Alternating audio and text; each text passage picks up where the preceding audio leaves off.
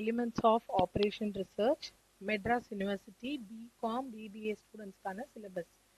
இப்போ இந்த எக்ஸாம்ஸ்க்கு வந்து இதை எப்படி ப்ரிப்பேர் பண்ணுறதுன்னு பார்க்கலாம். முதல்ல நமக்கு 5 யூனிட் இருக்குது. 5 யூனிட்டில் ஃபர்ஸ்ட் 2 யூனிட் வந்து நமக்கு ஃபுல்லாகவே தியரி. ஸோ கொஷின் பேப்பரில் 2 மார்க்கில் 5 மார்க்கில் 10 மார்க்கில் எல்லாத்துலேயுமே தியரிக்கான வெயிட்டேஜும் நமக்கு இதில் ஈக்குவலண்ட்டாக இருக்கும். எவ்வளோ சம்ஸ்க்கு எந்த வெயிட்டேஜ் கொடுத்துருப்பாங்களோ அதுக்கு ஈக்குவலான வெயிட்டேஜ் இருக்கும். எப்படி ப்ரிப்பேர் பண்ணுறதுன்னு பாருங்கள். ஃபஸ்ட்டு வந்து யூனிட் 1, 2 தியரின்றதுனால இந்த 1, 2வை ஃபஸ்ட்டு ஸ்கிப் பண்ணிவிட்டு நீங்கள் ஃபஸ்ட் எடுக்க போகிறது வந்து யூனிட் 4. ஸோ ஒரு கொஷின் பேப்பர் கொடுத்த உடனே யூனிட் 4க்கு ஃபஸ்ட் ப்ரிஃபரன்ஸ் கொடுங்க. ஏன்னா அதில் இருக்கிற டிரான்ஸ்போர்ட்டேஷன் ஒரு 5 மார்க்காகவும் அசைன்மெண்ட்டில் ஒரு 10 மார்க் கொஷின் இருக்குது. 15 கொஷின் நம்ம இதுலேருந்து 15 மார்க் வந்து இதுலேருந்து ஸ்கோர் பண்ணிடலாம். டிரான்ஸ்போர்ட்டேஷனில் நமக்கு என்னெல்லாம் இருக்குன்னா நார்த் வெஸ்ட் கார்னர் ரூல் இருக்குது, லீஸ்ட் காஸ்ட் மெத்தட் இருக்குது, ஓகல்ஸ் அப்ராக்சிமேஷன் மெத்தட் இருக்குது. கொஸ்டினில் நார்த் வெஸ்ட்னு யூஸ் பண்ண சொல்லியிருந்தா நம்ம அதை தான் யூஸ் பண்ணணும். அவங்க ஒருவேளை கொடுக்கவே இல்லை, சால்வ் த டிரான்ஸ்போர்ட்டேஷன் கொடுத்துட்டாங்க அப்படின்னா இந்த 3 மெத்தடில் நம்ம எந்த மெத்தடை வேணால் யூஸ் பண்ணலாம். அண்ட் இதில் சிம்பிளான மெத்தட் எதுன்னு கேட்டிங்கன்னா நார்த் வெஸ்ட் தான் சிம்பிள். ஏன்னா அது ஆன்சர் வேரி ஆகாது. லீஸ்ட் காஸ்ட்டாக இருந்தால் ஒவ்வொருத்தர் ஒவ்வொரு மாதிரி சூஸ் பண்ணியிருப்பாங்க ஒரே வேல்யூவை, அதனால அது மாறும். ஓகல்ஸ் வந்து பெனால்ட்டி மெத்தட் கொஞ்சம் லென்த்தியாக இருக்கும். ஸோ அவங்க கொடுக்கவே இல்லை அப்படின்னும் போது நம்ம north west corner rule choose பண்ணுறது தான் நல்ல டெசிஷன். பட் எழுதும் போது மேலே using north west corner rule அப்படின்னு எழுதிட்டு சால்வ் பண்ணணும். இது டிரான்ஸ்போர்ட்டேஷனோட ஃபர்ஸ்ட் பார்ட். செகண்டு, கொஷின் கொடுத்த உடனே நம்ம செக் பண்ணணும் அது பேலன்ஸ்டா அன்பேலன்ஸ்டான்னு. அன்பேலன்ஸ்டாக இருந்ததுன்னா டம்மி ரோ டம்மி காலம் ஆட் பண்ணி நம்ம அதை சால்வ் பண்ணுற மாதிரி இருக்கும். எப்படி அன்பேலன்ஸ்ட் செக் பண்ணுவீங்க அப்படின்னா சப்ளையும் டிமாண்டும் ஈக்குவலாக இருந்தால் பேலன்ஸ்ட், அன்ஈக்குவலாக இருந்ததுன்னா அன்பேலன்ஸ்ட் அப்படின்னு சொல்லலாம். அடுத்தது மேக்சிமைசேஷன். மேக்சிமைசேஷன் அப்படின்னா அந்த கொஸ்டின்லேயே ஒரு வேர்ட் இருக்கும், மேக்சிமைசேஷன் அப்படின்னு கொடுத்துருப்பாங்க. அப்போ நம்ம அந்த மேக்ஸிமம் வேல்யூ எடுத்து எல்லா வேல்யூவையும் ரெடியூஸ் பண்ணி எழுதுனா அது மினிமைஸ் டேபிளாக மாறிடும். அப்புறம் ப்ரொசீட் பண்ணலாம். இது ஃபர்ஸ்ட் பார்ட்டு. அடுத்த இம்பார்ட்டன்ஸ் வந்து நம்ம அசைன்மெண்ட்டுக்கு கொடுக்கலாம். ஏன்னா இது 10 மார்க்கில் கேட்டிருப்பாங்க அண்ட் இது ஒரு சிம்பிளான கொஸ்டின். இதில் பேலன்ஸ்டு அன்பேலன்ஸ்டு மேக்சிமைசேஷன் இருக்குது. பேலன்ஸ்னா ரோஸ் அண்ட் காலம்ஸ் ஈக்குவலாக இருந்தால் பேலன்ஸ்ட், ரெண்டும் ஈக்குவலாக இல்லைன்னா அன்பேலன்ஸ்ட். மூணாவதா மேக்சிமைசேஷன்.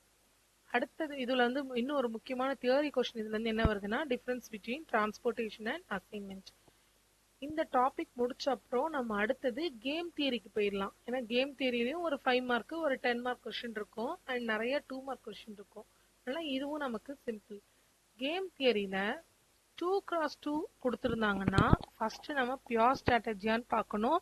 பியோர் ஸ்ட்ராட்டஜி கண்டிஷன் எனக்கு சாட்டிஸ்ஃபை ஆகலைன்னு மினிமேக்ஸ் ஈக்குவல் டு மேக்ஸிமம் ஆகலை அப்படின்னா மிக்சட் ஸ்ட்ராட்டஜி ஃபார்முலாவுக்கு போயிடலாம் நம்ம. அண்ட் 2x2 இல்லாமல் 2x2னா 2 ரோ 2 காலமாக இல்லாமல் 3 ரோ 4 ரோ அந்த மாதிரிலாம் கொடுத்துருக்காங்க, இல்லை காலம் அதிகமாக கொடுத்துருக்காங்க அப்படின்னா டாமினன்ஸ் ப்ராப்பர்ட்டிக்கு போயிடலாம். கொஸ்டின்லேயே கிராஃபிக்கல்னா அவங்களே கிராஃபிக்கல்னு கொடுத்துருவாங்க. ஆனால் கிராஃபிக்கல் எந்த கண்டிஷனை மட்டும் சால்வ் பண்ண முடியும்னா 2 row n number of columns இருக்கலாம், இல்லை 2 column m number of rows இருக்கலாம். ஸோ ஏதாவது ஒன்று 2 தான் இருக்கணும். அப்போ தான் கிராஃபிக்கல் மெத்தடு சால்வ் பண்ண முடியும். கொஸ்டினில் ஃபஸ்ட்டு சிம்ப்ளெக்ஸ் எடுக்கிறது வாய்ஸ் டெசிஷன் கிடையாது. ஏன்னா சிம்ப்ளெக்ஸு டைம் கன்சூமிங், ரொம்ப நேரம் ஆகும். இந்த சம்ஸ் எல்லாம் சால்வ் பண்ணிட்டு தியரி கொஸ்டின்ஸ்லாம் எழுதிட்டு அதுக்கப்புறமா நம்ம சிம்ப்ளெக்ஸ்க்கு வரலாம். ஸோ இந்த 2 டாபிக் முடிச்சுட்டு நேராக ஃபர்ஸ்ட் யூனிட் இருங்க. இதில் இருக்கிற தியரி எல்லாம் நம்ம கவர் பண்ணிகிட்டே வரலாம். இதில் என்னெல்லாம் தியரி படிக்கலாம்னா scope of OR, uses of OR, application of OR, இது 3 ஒன்று தான். ஸோ ஸ்கோப்பு அப்ளிகேஷன் எப்படி கேட்டாலும் அதை தான் எழுதணும். பாயிண்ட் லிஸ்ட் அவுட் பண்ணி எழுதிருங்க. அப்புறம் கிளாசிஃபிகேஷன் ஆஃப் மாடல்ஸ், 3 மாடல் இருக்குது. 3 மாடல் என்னென்னு ஒரு 4 லைனில் வர மாதிரி. 5 மார்க்கில் கேட்டாங்கன்னா ஒரு 3 லைன்ஸில் வர மாதிரி எழுதலாம். 10 மார்க்கில் கேட்டாங்கன்னா ஒரு பேராகிராஃப் மாதிரி எழுதலாம். அப்புறம் characteristics of model and method of solving ஓஆரை சால்வ் பண்ணுறதுக்கான 3 மெத்தட் இருக்குது. அண்ட் ஃபேஸஸ் ஆஃப் ஓஆர், இது ரொம்ப இம்பார்ட்டன்ட். ஃபேஸஸ் ஆஃப் ஓஆரும் சயின்டிஃபிக் அப்ரோச்சும் ஸ்கோப் ஆஃப் ஓஆரும் நமக்கு திருப்பி கேட்டிருப்பாங்க மாடல்ஸ். இந்த 4 கொஷினும் நிறைய கொஷின் பேப்பரில் ரிப்பீட்டடாக இருக்கும். நீங்கள் கொஷின் பேப்பர் செக் பண்ணிக்கோங்க. ஸோ ஃபேஸ் ஆஃப் ஓஆர் உங்களுக்கு தெரியுமா? இது உங்களோட ஓன் வேர்ட்ஸில் எழுதலாம். ஹெட்டிங் எழுதிட்டு உள்ள ஓன் வேர்ட்ஸில் கரெக்டான கான்செப்ட் எழுதணும். அடுத்து லிமிட்டேஷன் ஆஃப் ஓஆர். செகண்ட் யூனிட்ல நமக்கு இருக்கிறது ரெண்டே டாபிக் தான். ஒன்று மேத்தமெட்டிக்கல் ஃபார்முலேஷன் ஆஃப் எல்பிபி, ஒரு 4 ஸ்டெப் இருக்கும் நமக்கு. மேத்தமெட்டிக்கல் ஃபார்முலேஷன் வந்து சாரி ஒரு ரெண்டு மூணு ஸ்டெப் தான் இருக்கு. அடுத்தது ப்ரொசீஜர்ல தான் 4 ஸ்டெப் இருக்கு. ப்ரொசீஜர்ல இருக்க அந்த 4 ஸ்டெப்பையும் மெமரைஸ் பண்ணிக்கோங்க. தென் ஃபார்ம், இது பேஸ் பண்ணி 10 மார்க்ல ஒரு கொஸ்டின் வரும். ஃபார்முலேஷன் ஆஃப் எல்பிபின்னு ஒரு கொஸ்டின் வரும். இதெல்லாம் முடிச்சதுக்கு அப்புறமா லாஸ்டா சிம்ப்ளெக்ஸ், கிராஃபிக்கல். ஸோ எல்பிபியை சால்வ் பண்றதுக்கு 2 மெத்தட், ஒன்று சிம்ப்ளெக்ஸ், ஒன்று கிராஃபிக்கல். இதுல அவங்க கேட்டிருந்தாங்கன்னா நம்ம சிம்ப்ளெக்ஸ்க்கு போகலாம். அவங்க கொஸ்டின்ல ஜஸ்ட் சால்வ் எல்பிபின்னு கொடுத்தாங்கன்னா கிராஃபிக்கல்ல போடுறது தான் நல்ல டெசிஷன். ஏன்னா அதான் ஈஸியா ஆன்சர் வந்துடும்.